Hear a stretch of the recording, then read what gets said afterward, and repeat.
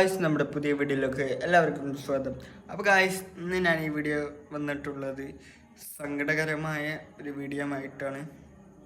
എന്നുവെച്ചാൽ football ഫാൻസാർക്കും football സ്നേഹിക്കുന്നവർക്കും ഈ video കാണുമ്പോൾ ചിലപ്പോൾ സങ്കടം തോന്നും, ചിലപ്പോഴല്ല, സങ്കടം ഉറപ്പായിട്ടും തോന്നും, ചെറിയ സങ്കടമൊക്കെ തോന്നും.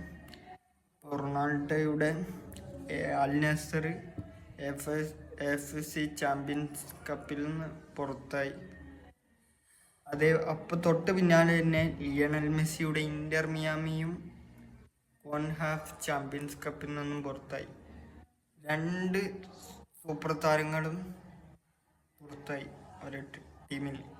ഈ ഇരു താരങ്ങളും മികച്ച പ്രകടനം നടത്തിയൊരു മത്സരമായിരുന്നു. പക്ഷേ ഗോളുകളൊന്നും ഇരു താരത്തിനും നേടാൻ കഴിഞ്ഞിട്ടില്ല.